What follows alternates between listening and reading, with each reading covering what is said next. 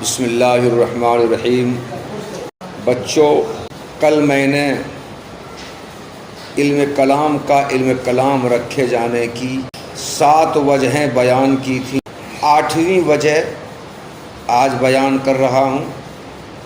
8ویں وجہ بیان کرنے کے لیے شارح تفتازانی رحمۃ اللہ علیہ نے جو عبارت لائی ہے وہ عبارت ہے وَلِأَنَّهُ لِإِبْتِنَائِهِ عَلَى الْأَدِلَّةِ الْقَطْعِيَّةِ الْمُؤَيَّدِ أَكْثَرُهَا بِالْأَدِلَّةِ السَّمْعِيَّةِ كَانَ أَشَدُّ الْعُلُومِ تَأْثِيرًا فِي الْقَلْبِ وَتَغَلْغُلًا فِيهِ فَسُمِّيَ بِالْكَلَامِ الْمُشْتَقِّ مِنَ الْكَلِمِ وَهُوَ الْجَرْحُ مُشْتَقٌّ مِنَ الْكِلْمِ وَهُوَ الْجَرْحُ وَهَذَا هُوَ كَلَامُ الْقُدَمَاءِ۔ 8ویں وجہ تسمیہ میں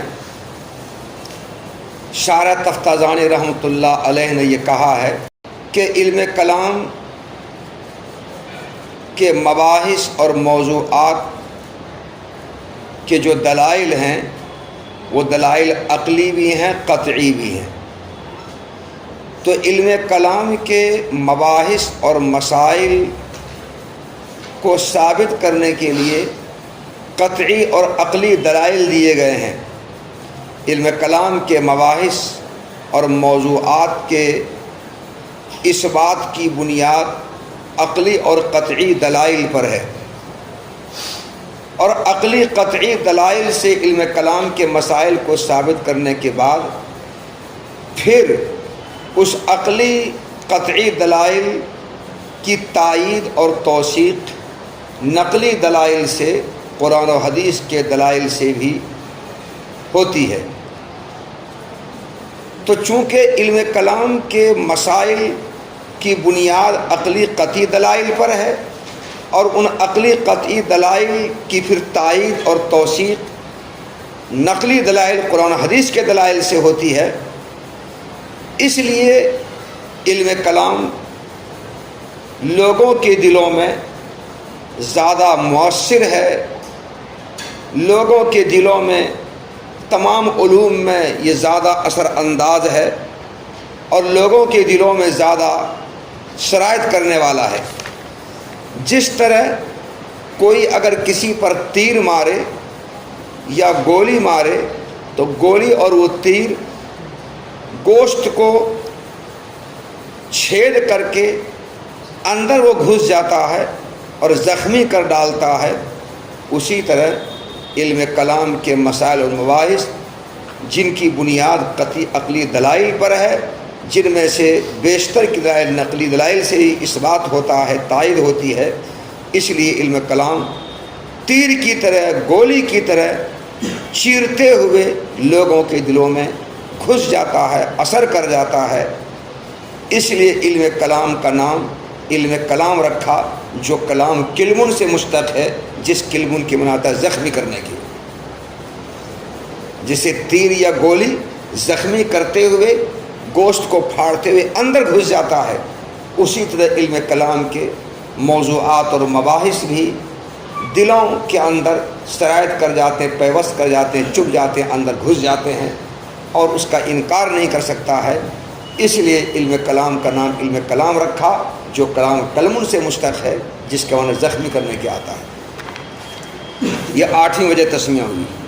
ترجمہ: اور اس لیے کہ علم کلام کی بنیاد ان دلائل قطعیہ عقلیہ پر ہے جن میں سے بیشتر کی تائید نقلی دلائل سے کی گئی ہے، اس وجہ سے یہ علم کلام لوگوں کے دلوں میں تمام علوم میں سب سے زیادہ اثر کرنے والا اور دلوں میں زیادہ سرایت کرنے والا ہے۔ اس لیے اس علم کا نام اس کلام کے ساتھ رکھا گیا جو کلام کلمن سے مشتق ہے، جس کا معنی زخمی کرنے کے آتا ہے۔ شارح تفتازانی رحمۃ اللہ علیہ نے علم کلام کی 8 وجہ تسمیہ بیان فرمائی۔ اس کے بعد شارح تفتازانی رحمۃ اللہ علیہ فرماتے ہیں ھذا ھوا کلام القدماء، یہی متقدمین متکلمین کا علم کلام ہے۔ متقدمین متکلمین کا علم کلام کیا ہے؟ وہ علم کلام جس علم کلام کے مسائل اور مباحث کا اثبات دلائل عقلیہ قطعیہ سے کیا گیا اور بیشتر کی تائید دلائل نقلیہ سے کی گئی، یہی علم کلام متکلمین متقدمین کا علم کلام ہے، جس میں نقل کو عقل پر غلبہ تھا اور اس میں عقل کی آمیزش اور فلسفیان طرز استدلال کی آمیزش نہیں تھی۔ تو متقدمین متکلمین کے علم کلام میں نقل کو عقل پر غلبہ تھا، انہیں دلائل نقلیہ کو دلائل عقلیہ پر غلبہ تھا۔ متقدمین متکلمین کا علم کلام یہی تھا، اور متأخرین متکلمین کے علم کلام میں عقل کو نقل پر غلبہ ہے۔ عقلی دلائل، فلسفیانہ دلائل پر زور زیادہ دیا گیا ہے اور قرآن و حدیث کے دلائل پر زور کم دیا گیا ہے۔ وَهَذَا هُوَ كَلَامُ الْقُدَمَاء، اور یہی متقدمین متکلمین کا علم کلام ہے۔ متقدمین متکلمین کا علم کلام کیا ہے؟ وہ علم کلام جس علم کلام کے مسائل کا اثبات دلائل عقلیہ قطعیہ سے تو کیا گیا، لیکن ان کی تائید نقلی دلائل سے بھی کی گئی، اور نقل کو عقل پر غلبہ رہا ہے، نقل کو عقل پر غلبہ رہا ہے، نقلی دلائل زیادہ اور عقلی دلائل کم۔ یہی متقدمین متکلمین کا علم کلام ہے۔ آگے کہتے ہیں کہ متقدمین متکلمین کے علم کلام میں نقلی دلائل زیادہ اور عقلی دلائل کم، فلسفیانہ دلائل کم، بہت کم نہیں کے برابر، اور نقلی دلائل قرآن و حدیث کے دلائل زیادہ۔ اس کی وجہ آگے وجہ بیان کر رہے ہیں۔ وہ معظم خلافیات مع الفرق الاسلامیت خصوصاً المعتزلۃ لأنهم اول فرقة اسسوا قواعد الخلاف لما ورد به ظاہر السنہ وجرى علیہ جماعت الصحابۃ رضوان اللہ علیہم اجمعین فی باب العقائد۔ وجہ یہ بیان کی ہے، متقدمین متکلمین کے علم کلام میں نقل کو عقل پر غلبہ تھا، دلائل عقلیہ کی آمدش نہیں کے برابر تھی۔ وجہ یہ تھی کہ متقدمین متکلمین کے اختلافات اور ان کے نزاعات، ان کے مباحثے مخالفین کے ساتھ جو ہوتے تھے، تو ان مباحثوں میں اور ان مکالموں میں، ان مناظروں میں ان کے سامنے وہ فرقے ہوتے تھے جن فرقوں کا نام، جن فرقوں کا ایمان قرآن و حدیث پر تھا۔ تو متقدمین متکلمین کو مخالفت کا سامنا ان اسلامی فرقوں سے تھا جن اسلامی فرقوں کا ایمان قرآن و حدیث پر تھا، مثلا معتزلہ سے، قدریہ سے، جبریہ سے، ان لوگوں سے ان کا سامنا تھا، مقابلہ تھا، شیعوں سے۔ اور یہ معتزلہ، قدریہ، جبریہ، شیعہ، خوارج، روافض، یہ سارے مسلم فرقے ہیں، ان لوگوں کا ایمان قرآن و حدیث پر ہے۔ تو ان مخالف فرقوں کا ایمان جب قرآن و حدیث پر ہے تو ان کو اپنی بات سمجھانے اور منوانے کے لیے مباحثہ اور مکالمہ اور مناظرہ میں قرآن و حدیث سے استدلال کرنا کافی تھا، نقلی دلیل دینا کافی تھا، عقلی دلیل دینے کی ضرورت ان لوگوں کو نہیں تھی۔ اس لیے عقلی دلائل، فلسفیانہ دلائل پیش نہیں کرتے تھے۔ ضرورت کیا تھی؟ جب کام نقلی دلائل سے چل رہا ہے تو عقلی دلائل دینے کی ضرورت بھی نہیں ہے۔ اور متقدمین متکلمین یونانی فلسفہ سے آشنا بھی نہیں تھے۔ جب آشنا نہیں تھے تو فلسفیانہ طرز استدلال اختیار کرنے کی ان کو ضرورت بھی نہیں تھی اور آتا بھی نہیں تھا۔ اس وجہ سے متقدمین متکلمین کے علم کلام خالص نقلی تھا، پیور نقلی تھا، وہاں پر عقل کو نقل پر غلبہ نہیں تھا بلکہ نقل کو عقل پر غلبہ تھا۔ ان کا علم کلام خالص نقلی تھا۔ اور متقدمین متکلمین کا اختلاف ان اسلامی فرقوں کے ساتھ تھا، خاص طور پر معتزلہ کے ساتھ تھا۔ معتزلہ کے ساتھ خاص طور پر کیوں؟ کیونکہ معتزلہ ہی وہ فرقہ ہے، وہ جماعت ہے جس نے عقائد کے باب میں صحابہ کرام رضوان اللہ تعالی علیہم اجمعین کے طریقے کے خلاف اور احادیث و سنت کے خلاف قواعد کی بنیاد ڈالی اور اس کے خلاف وہ چلے، یہی وہ جماعت ہے۔ اس لیے اہل سنت والجماعت میں جو متقدم متکلمین تھے ان کا ذات اختلاف انہی کے ساتھ تھا، کن کے ساتھ؟ معتزلہ کے ساتھ۔ ترجمہ: وہ معظم الخلافیات ہی اور متقدمین متکلمین کا زیادہ تر اختلاف اسلامی فرقوں خاص طور پر معتزلہ کے ساتھ تھا، کیونکہ معتزلہ ہی پہلا فرقہ ہے جنہوں نے عقائد کے باب میں ان اعتقادات کے خلاف قواعد کی بنیاد ڈالی جن اعتقادات کو حدیث کے ظاہری الفاظ نے بیان کیا اور جن اعتقادات پر صحابہ کرام رضوان اللہ علیہم اجمعین عمل پیرا رہے ہیں، جرامنا عمل پیرا رہے ہیں۔ آگے چلیے۔ وَلِأَنَّ ذَلِكَ رَئِيسُهُمْ وَاصِلُ بْنُ عَطَاءٍ اعْتَزَلَ عَنْ مَجْلِسِ الْحَسَنِ الْبَصْرِيِّ رحمہ اللہ وَيُقَرُّ أَنَّ مَنِ ارْتَكَبَ الْكَبِيرَةَ لَيْسَ بِمُؤْمِنٍ وَلَا كَافِرٍ وَيَثْبُتُ الْمَنزِلَةَ بَيْنَ الْمَنزِلَتَيْنِ فَقَالَ حَسَنٌ قَدْ اعْتَزَلَ عَنَّا فَسُمُّوا الْمُعْتَزِلَةُ وَهُمْ سَمُّوا أَنفُسَهُمْ أَصْحَابَ الْعَدْلِ وَالتَّوْحِيدِ لقولهم بوجوب ثواب المطیع وعقاب العاصی علی اللہ تعالی ونفی الصفات القدیمۃ عنہم۔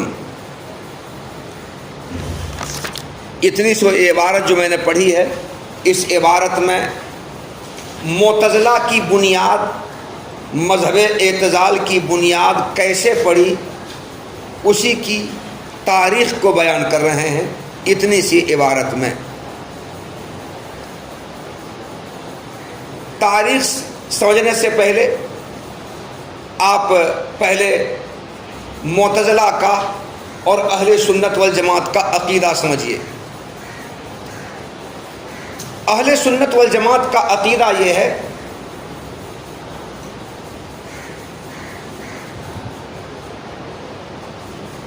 کہ اوامر کا ارتکاب اور امتثال اور مناہی سے اجتناب یہ ایمان کامل کا جز ہے۔ کس کا جز ہے؟ ایمان کامل کا جز ہے۔ اگر کوئی اوامر کا امتثال اور مناہی سے اجتناب کرتا ہے تو اس کا ایمان کامل ہے،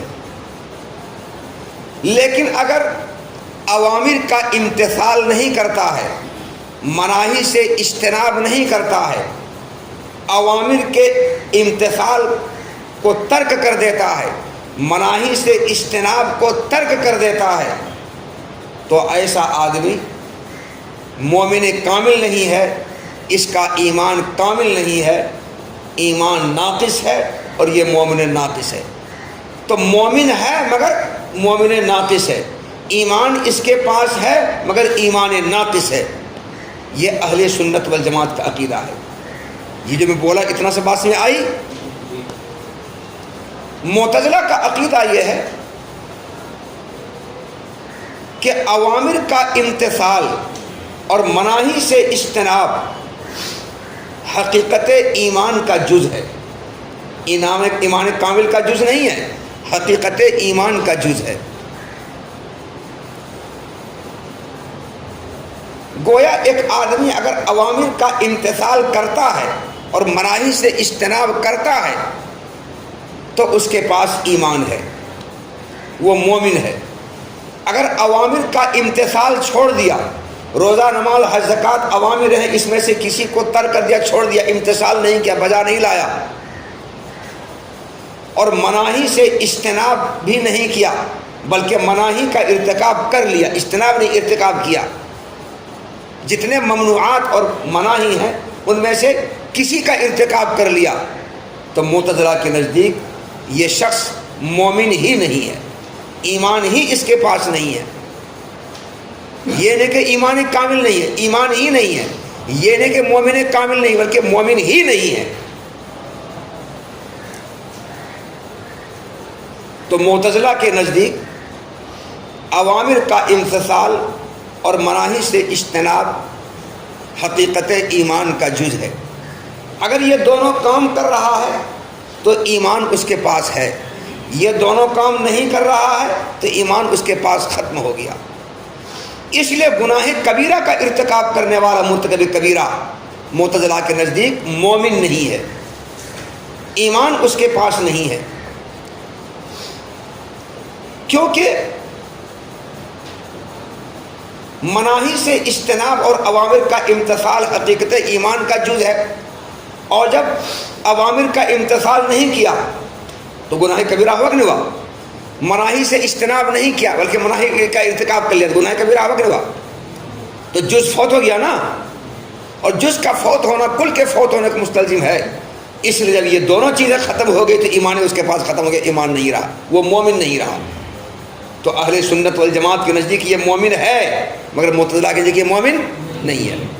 معتزلہ کے نزدیک یہ مومن نہیں ہے تو کیا کافر ہے؟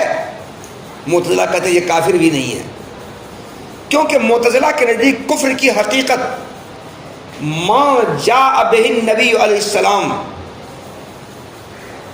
کی تکذیب اور اس کا کھلم کھلا انکار ہے۔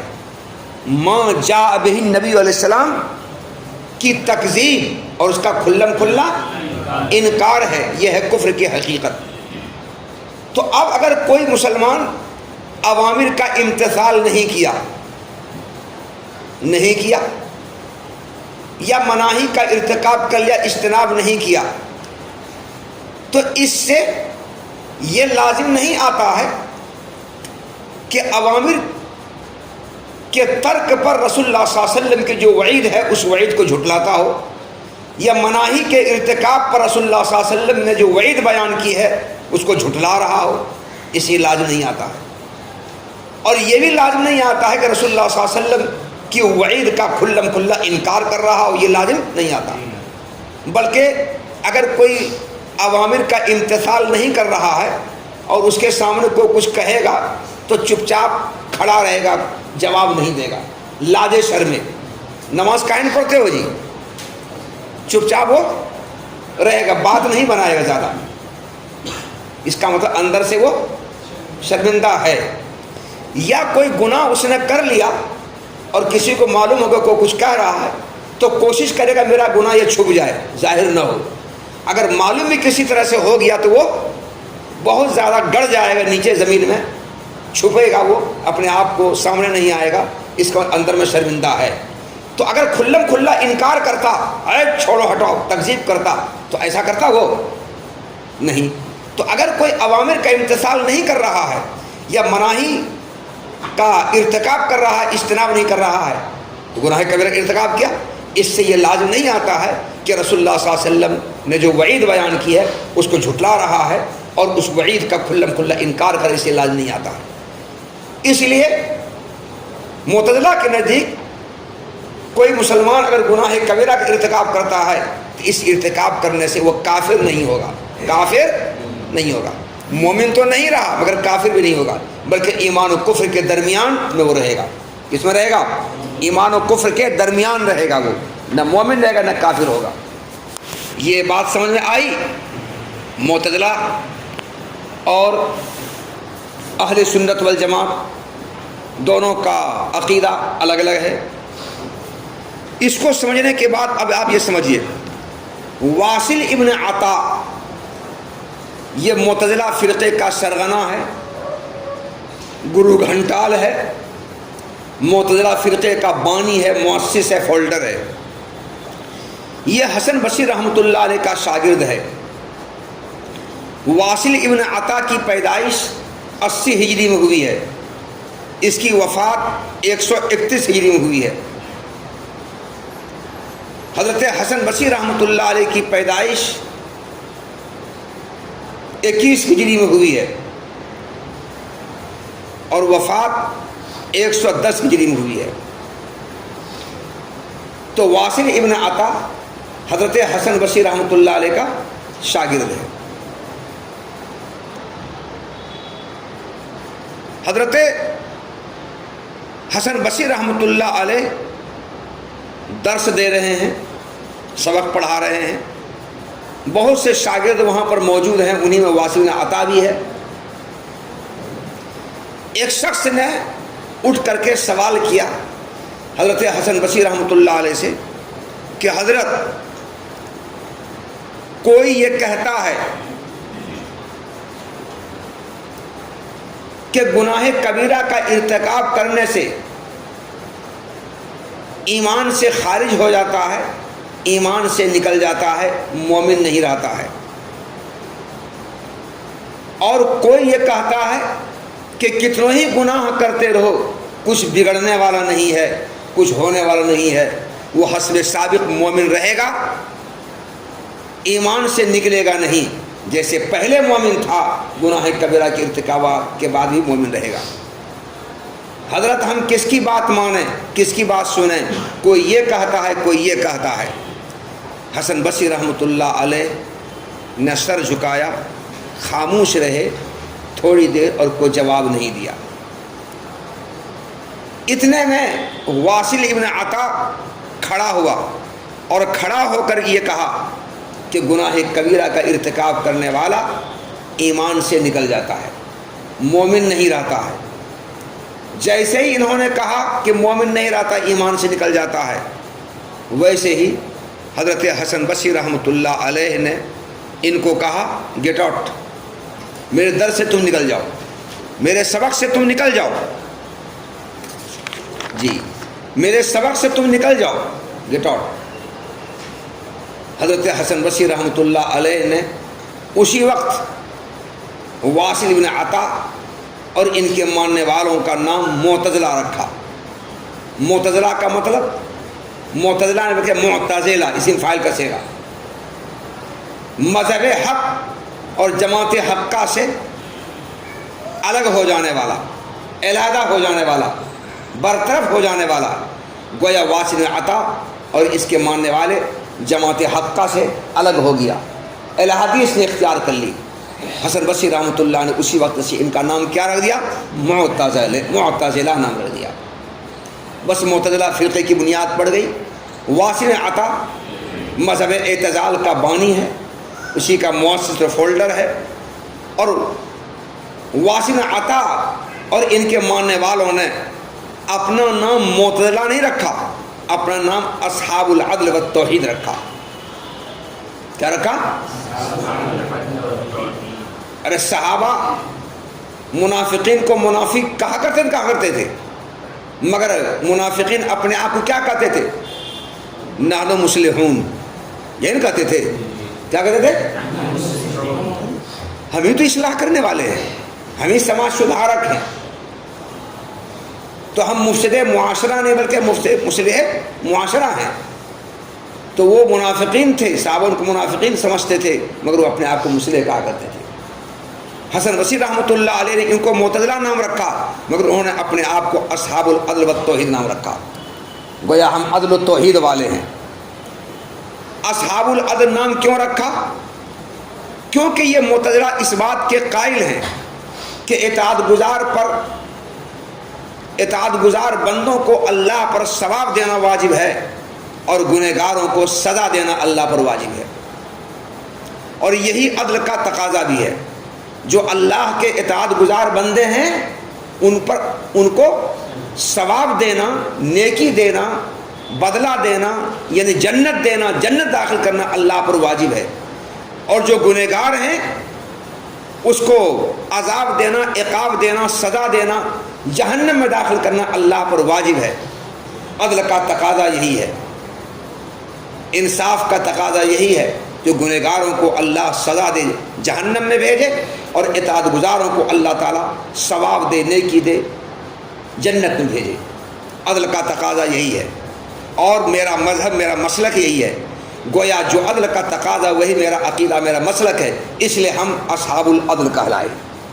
سمجھا اصحاب العدل کہنے کی وجہ؟ اور اصحاب التوحید انہوں نے اپنے آپ کو کیوں کہا؟ اصحاب التوحید اس لیے انہوں نے کہا کہ اہل سنت والجماعت اللہ تعالیٰ کے لیے 8 صفات ثابت مانتے ہیں۔ اللہ کے لیے سمع بھی ہے، بصر بھی ہے، قدرت بھی ہے، حیات بھی ہے، ارادہ بھی ہے، مشیت بھی ہے، کلام بھی ہے، تکوین بھی ہے۔ اللہ تعالیٰ سمیع بھی ہے، بصیر بھی ہے، متکلم بھی ہے، مکون بھی ہے بھی ہیں،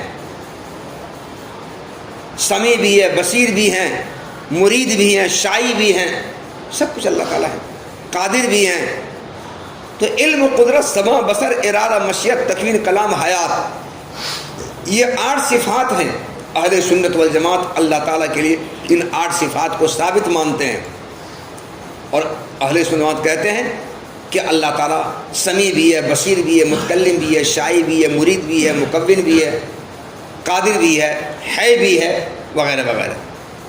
مگر معتزلہ اللہ تعالیٰ کی ذات کو واحد مانتا ہے اور اللہ تعالیٰ کے لیے ان صفات کے ثبوت کا انکار کرتا ہے۔ معتزلہ اللہ تعالیٰ کے واسطے ان 8 صفات کے ثبوت کا انکار کرتا ہے۔ انکار کیوں کرتا ہے؟ معتزلہ کا یہ کہنا ہے کہ اگر اللہ تعالیٰ کے لیے ان 8 صفات کو ثابت مانیں گے تو توحید باطل ہو جائے گی، کیونکہ جس طرح اللہ کی ذات قدیم ہے، جب ان 8 صفات کو اللہ کے لیے ثابت مانیں گے تو یہ 8 صفات بھی قدیم ہوں گی۔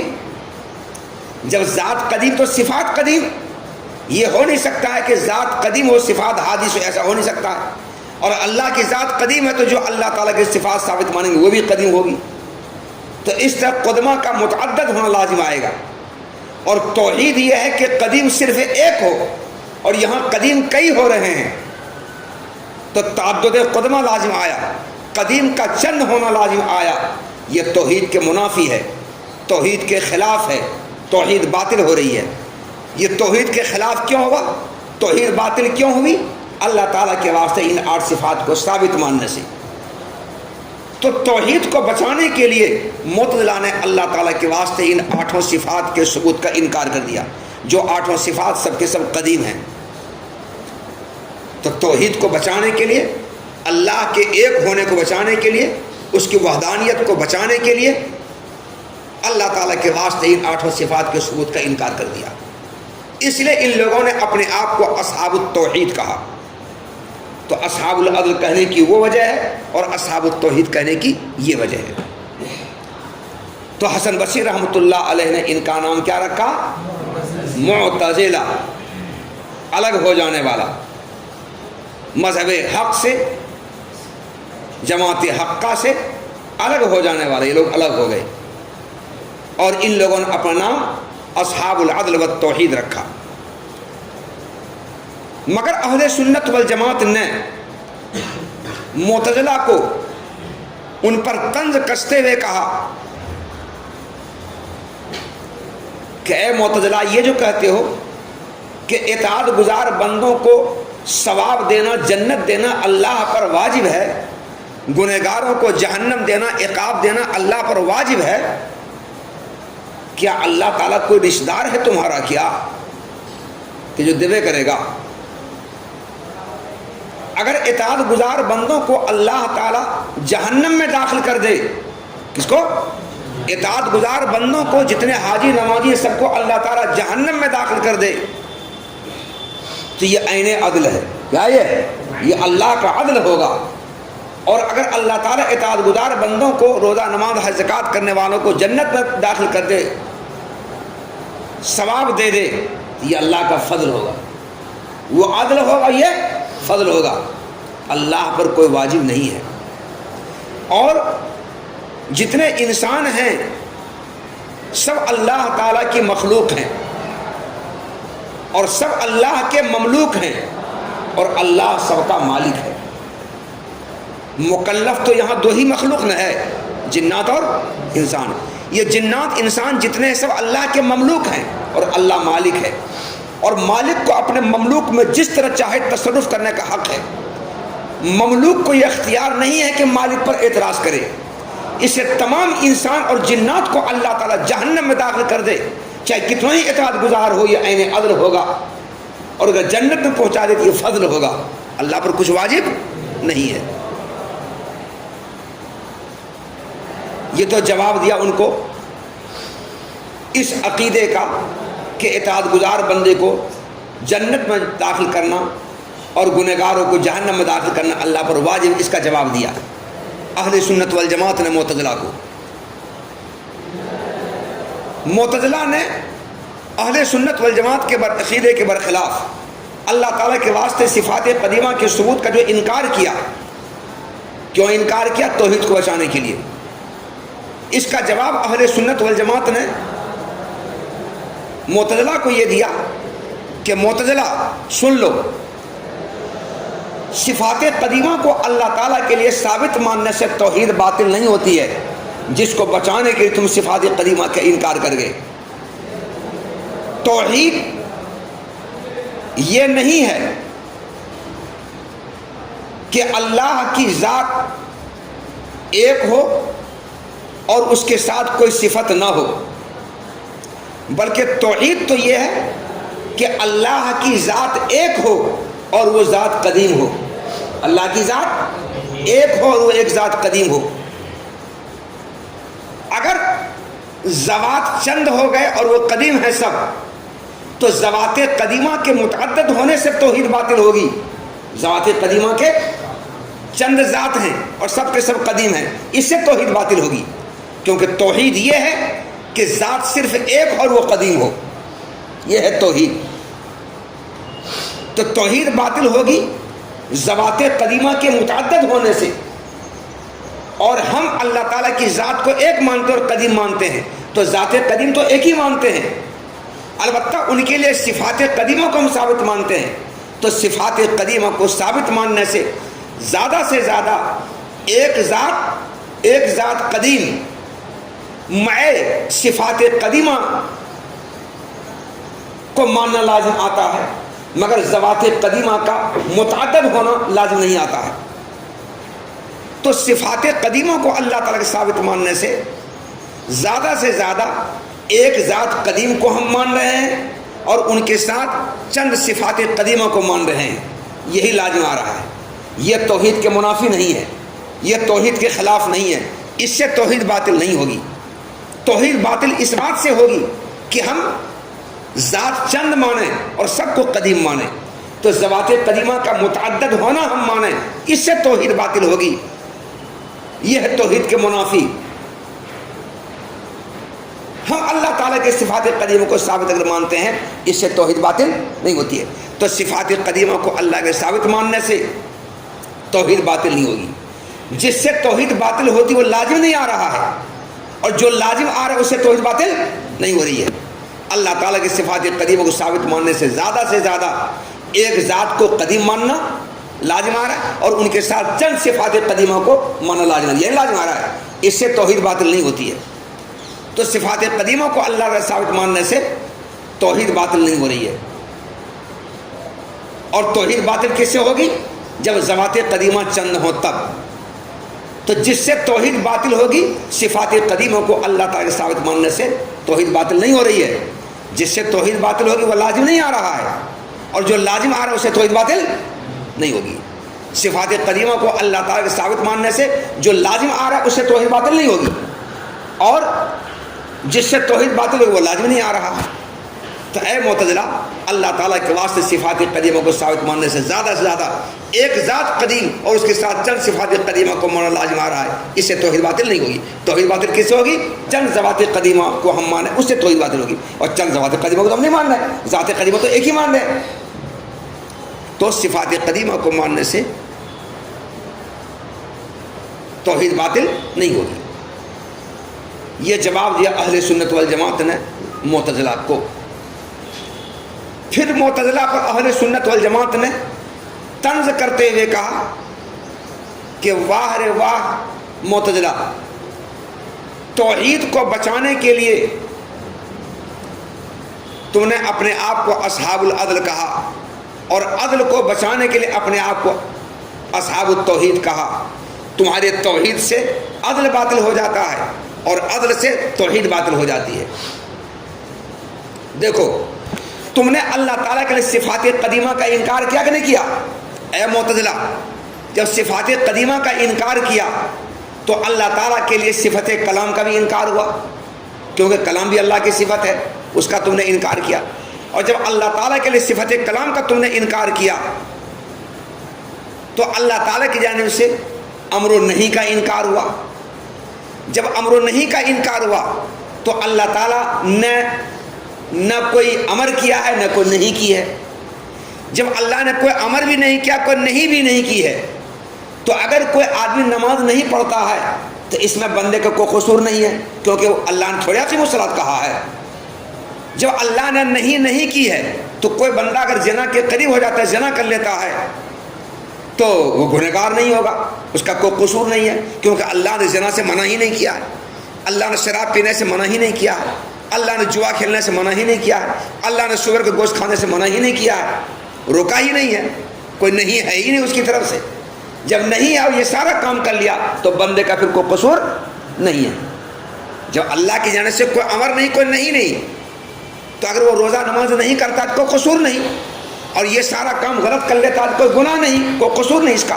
جب کوئی قصور نہیں ہے، کوئی جرم اس کا نہیں ہے، تو ایسی صورت میں اللہ تعالیٰ کو یہ چاہیے کہ ان کو سزا نہ دیں، سزا نہ دیں۔ لیکن سزا دیں نہ دیں گے، بولو دیں گے نا سزا؟ انصاف کا تقاضا کیا ہے کہ اللہ ان کو سزا نہ دے، ان کو سزا نہ دے۔ جن لوگوں نے روزہ نماز حج زکوٰۃ نہیں کیا، وہ کہہ سکتے ہیں اللہ آپ یہاں سے کوئی امر ہی نہیں آیا ہے، کوئی حکم ہی نہیں آیا ہے، ہم کیسے کرتے؟ اور جن لوگوں نے چوری ڈکیتی وغیرہ وغیرہ سارا گناہ کا کام کیا، وہ اللہ کہہ سکتے ہیں اللہ آپ نے ہم کو منع ہی نہیں کیا، ہم کیسے جانتے یہ غلط کام ہے، اس لیے ہم نے کیا۔ تو عدل کا تقاضا کیا ہے کہ ان لوگوں کو اللہ سزا نہ دیں، لیکن اللہ سزا دیں گے، بولو دیں گے نا؟ تو اے معتزلہ، توحید کو بچانے کے لیے تمہارا عدل کہاں گیا؟ تم نے اپنے آپ کو اصحاب العدل کہا، کہاں تمہارا عدل گیا؟ انصاف کا تقاضا کہ اللہ اس کو سزا نہ دے، مگر اللہ سزا دے رہے ہیں، تمہاری نگاہ میں اللہ ظالم ہو رہے ہیں۔ تو توحید کو بچانے کے لیے تمہارا عدل چلا گیا، اور اے معتزلہ عدل کو بچائیں، تمہاری توحید بھی ختم ہو رہی ہے۔ کیسے؟ اس لیے کہ معتزلہ نے یہ کہا کہ بندے جو افعال اختیاریہ انجام دیتے ہیں، معتزلہ کا عقیدہ، بندے جو افعال اختیاریہ انجام دیتے ہیں، ان تمام افعال اختیاریہ کا خالق خود بندہ ہے۔ کون ہے؟ بندہ ہے۔ اور اہل سنت والجماعت یہ کہتے ہیں کہ بندے جو افعال اختیاریہ انجام دیتے ہیں اس کا خالق اللہ ہے، بندہ نہیں ہے، بندہ کاسب ہے، بندہ کاسب ہے، خالق نہیں ہے۔ تو بندوں کے ذریعے انجام دیا جانے والا افعال اختیاریہ کا خالق اللہ ہے، معتزلہ کے برخلاف اہل سنت والجماعت کے نزدیک، اور بندوں کے افعال اختیاریہ کا خالق خود بندہ ہے معتزلہ کے نزدیک۔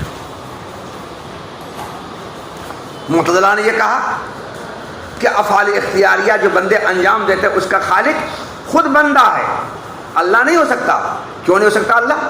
اگر اللہ خالق ہوگا تو سزا مل رہی ہے کس کو؟ بندے کو۔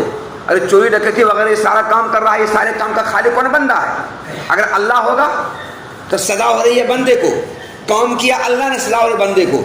کرے کوئی بھرے کوئی والی مسل صادق آئے گی، جرم کیا اللہ نے، ارے ان تمام افعال کا خالق، چوری ڈکیتی زناکاری پھلنا چلنا یہ سارے کام ہیں، ان کا خالق اگر اللہ ہوگا تو یہ کام اللہ نے کیا، اور سزا کس کو مل رہی ہے؟ بندے کو مل رہی ہے۔ تو کرے کوئی بھرے کوئی والی مثال صادق آگے آئی، اور یہ تو غلط ہے، یہ صحیح نہیں ہے کہ کرے کوئی بھرے کوئی، بلکہ جو کرے گا وہی بھرے گا، جو جرم کرے گا سب وہی نہ بھگتے گا۔ اس لیے یہ کہنا پڑے گا کہ بندوں کے ذریعے انجام دیا جانے والا جتنے افعال اختیاریہ ہیں سب کا خالق خود بندہ ہے، تاکہ کرے کوئی بھرے کوئی والی مثال ثابت نہ آئے، فٹ نہ آئے۔ اب جب بندے افعال اختیاریہ خالق خود ہیں تو اللہ فرماتے ہیں کہ میں خالق ہوں، اور معتزلہ نے بندوں کے ذریعے انجام دیا جانے والے افعال اختیار خالق خود بندہ کو مانا۔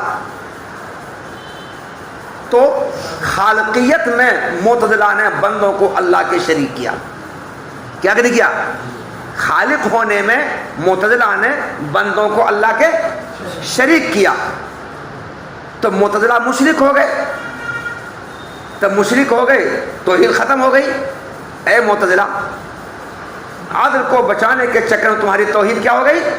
ختم ہو گئی۔ تو توحید کو بچانے کے چکر میں تمہارا عدل گیا، اور عدل کو بچانے کے چکر میں تمہاری توحید چلی گئی۔ کہاں تم اصحاب التوحید رہے؟ تم موحد کہاں رہے؟ تم تو مشرک ہو گئے۔ بندوں کے ذریعے انجام دیا جانے والا افعال اختیار خالق تم نے بندہ کو کہا، خالق اللہ ہے، تم نے بندہ کو خالق کہا، تو خالقیت میں تم نے بندہ کو اللہ کے شریک قرار دیا کہ وہ بھی خالق یہ بھی خالق۔ قرآن میں اللہ نے کہا الا لہ الخلق، سنو خبردار، خلق اس کے لیے، خالق اللہ تعالیٰ ہے اور تم کہہ رہے ہو بندہ خالق ہے. تو خالق ہونے میں تم نے بندہ کو اللہ کا شریک کر کے تم مشرک ہوئے کہ نہیں؟ تم موحد کہاں رہے؟ تمہاری توحید کہاں چلی گئی؟ اس طرح اہل سنت والجماعت نے معتزلہ پر طنز کستے ہوئے ان پر جرح کیا ہے. یہی ہے تاریخ معتزلہ کے مذہب کی بنیاد پڑھنے کی. کتاب دیکھو،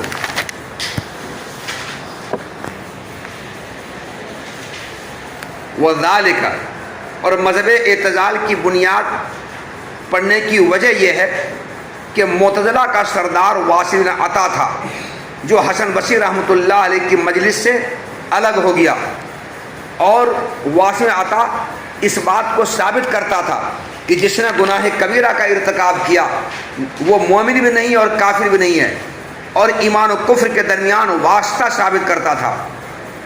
ایمان و کفر کے درمیان واسطہ ثابت کرتا تھا. یہ مطلب نہیں کہ جنت اور دوزخ کے درمیان واسطہ ثابت کرتا تھا، بالکل نہیں. ایمان و کفر کے درمیان واسطہ ثابت کرتا تھا. بس اسی وقت حسن بصری رحمۃ اللہ علیہ نے فرمایا کہ یہ ہم سے الگ ہو گیا، واصل عطا بےہودہ بدتمیز ہم سے الگ ہو گیا. حسن بصری رحمۃ اللہ علیہ کی جماعت کے لوگوں نے ان کا نام معتزلہ رکھا، اور ان لوگوں نے اپنا نام اصحاب العدل والتوحید رکھا. کیوں رکھا اصحاب التوحید؟ کیونکہ یہ لوگ اللہ تعالیٰ پر اطاعت گزار کو ثواب دینا اور گناہ گاروں کو عقاب دینا واجب ہونے کے قائل ہیں، اور اللہ تعالیٰ کی ذات سے صفات قدیمہ کا انکار کرنے کے قائل ہیں، اور اللہ تعالیٰ کی ذات سے صفات قدیمہ کے انکار کرنے کے قائل ہیں. اس وجہ سے یہ لوگ اصحاب العدل والتوحید کہلائے. بس بچوں آج یہیں تک، کل اس سے آگے سبق ہوگا انشاءاللہ.